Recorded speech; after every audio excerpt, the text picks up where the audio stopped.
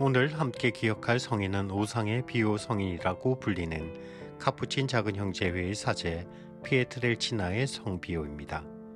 교황 베네딕토 15세께서는 당시 생존하고 있던 피에트렐치나의 비오 사제에게 참으로 하느님의 아들이라고 불렀고, 교황 비오 12세께서는 신부님은 돌아가시기 전부터 성인이셨음을 우리 모두가 알고 있습니다 라고 말씀하셨으며, 교황 바오로 6세께서는 우리 주님의 오상을 뚜렷이 잘 나타내신 분이라고 비오 성인에 대해 말씀하셨습니다.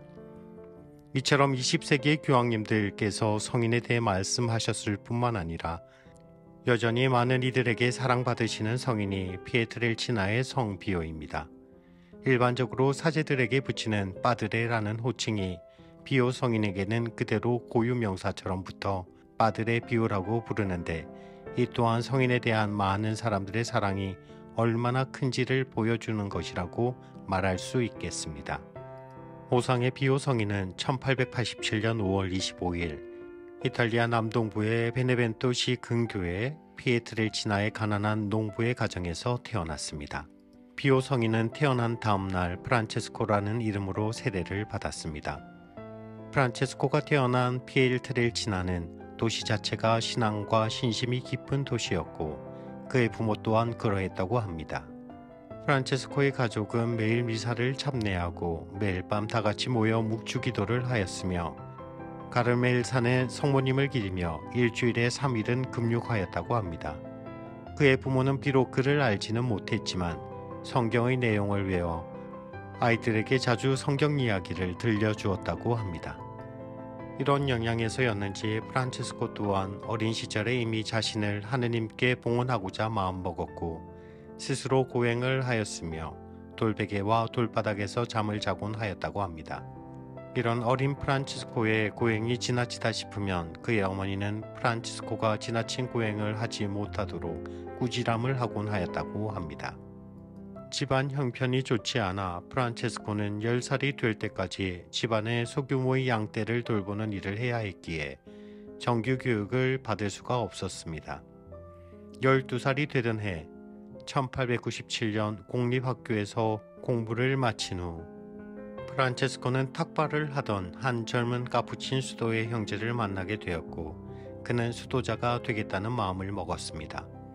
그리고 그의 부모에게 자신의 원의를 밝혔고, 그의 부모는 아들의 바람을 들어주고자 함께 모로코네에 있는 카푸친 수도회를 방문하였습니다. 그리고 그의 아들이 입회할 수 있는지를 확인하고자 하였는데, 카푸친 수도원 측에서는 프란치스코가 수도원에 입회하기 위해서는 교육을 더 받아야 한다고 답을 주었습니다. 이에 프란체스코의 아버지는 아들이 카푸친 작은 형제회에 입회할 수 있도록 공부시키기 위한 학자금을 마련하기 위해 미국으로 건너가 일을 했다고 합니다. 1903년 프란체스코는 15살이 되던 해에 모로코네 카푸친 수도원에 수련자로 들어가게 되었고, 수련 착복과 함께 비오라는 수도명을 받았습니다. 그리고 1907년에 성대 서약을 하였고, 1910년 베네벤토 주교자 성당에서 사제로 서품받았습니다. 하지만 어릴 적부터 병치레가 잦았던 비오 신부가 서품 후에 다시 건강이 악화되자 수도회에서는 비오 형제가 가족들이 있는 집에서 6년간 요양을 하도록 배려해 주었습니다. 1916년 어느 정도 회복한 비오 신부는 다시 수도회로 돌아왔고, 수도회는 그를 이탈리아 보르지아주에 있는 산조반니 로톤도 수도원으로 보냈습니다. 비오 신부는 1차 대전 중 군 생활을 해야 했던 시기를 제외하고는 평생을 이 로톤도 수도원에서 머물렀습니다. 하느님과 이웃 사랑으로 충만한 비오 신부는 자신의 전 생애를 영혼 구원을 위한 신자들의 영신 지도와 성사 거행에 헌신하였습니다. 특히 그의 사도직 활동의 정점은 거룩한 미사 성제의 거행이었습니다. 비오 신부는 미사 중에 관상적 침묵을 하곤 했기에 그의 미사는 때때로 아주 오래 거행되기도 하였습니다. 그리고 신자들이 미사를 짧게 해달라는 요청을 할 때면 비오 신부는 나도 다른 사제들처럼 미사를 집전하고 싶지만 그럴 수 없다는 것을 하느님도 아십니다 하고 대답했다고 전해집니다. 또한 비오 신부는 미사 중에 지속적으로 눈물을 흘렸는데, 이에 대해 사람들이 묻자 그는 저는 적은 눈물을 흘리고 싶지 않습니다. 저는 홍수 같은 눈물을 흘리고 싶습니다. 미사의 위대한 신비를 보지 못하시는 겁니까? 라고 되물었다고 합니다. 그리고 그는 세상은 태양이 없어도 존재할 수 있지만 미사 성제 없이는 존재할 수 없습니다. 라고 말하며 그의 미사 성제에 대한 열렬한 사랑을 드러내기도 하였습니다.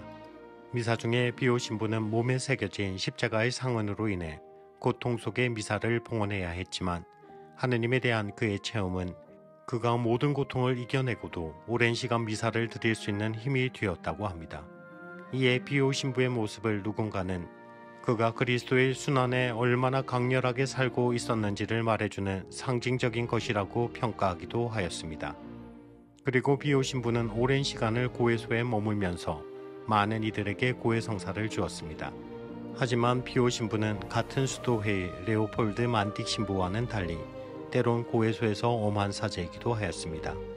이에 누군가 레오폴드 신부의 온화한 고해성사에 대해 이야기하며 왜 비오 신부님은 그렇게 호통을 잘 치시냐고 묻자 비오 신부는 농담삼아 레오폴드 신부님께서 골 때리는 고해자를 만나면 보석으로 저한테 보냅니다 라고 답했다는 이야기도 있습니다. 두 성인이 서로 만난 적은 없었고 고해성사 속의 태도도 달랐지만 두 성인 모두 모든 이의 구원에 열성을 다한 사제였음은 누구나 다 인정하는 것입니다. 비오 신부는 그분께서 받은 십자가의 상흔으로도 세간에 유명해진 분이셨습니다. 비오 신부에게 십자가의 상흔이 나타나기 시작한 것은 그가 사제 서품을 받은 지 1년 정도 지난 후부터였다고 합니다. 처음에는 그의 두 손에 상처들이 반복적으로 나타났다가 1915년 이후부터는 손과 발, 옆구리에 상흔이 조금 더 두드러지게 나타났다고 합니다. 비오 신부는 상흔이 보이지 않도록 해주기를 예수님께 간청하였고 얼마간은 별 흔적 없이 지낼 수 있었다고 합니다. 하지만 1918년 다시금 십자가의 상흔이 그의 두 손과 두 발에 나타나더니 상처가 점점 더 커지고 아물지도 덧나지도 않게 되었다고 합니다. 그렇게 비오 신부는 50여 년 동안 십자가의 상흔을 몸에 지닌 채 고통 속에 살아갔습니다. 그가 우상을 받았다는 소문은 사람들에게 급속히 퍼지게 되었고 이로 인해 많은 사람들이 산조반니 로톤도 수도원을 방문하여 비오 신부의 미사에 참여하고 그를 만나고자 하였습니다.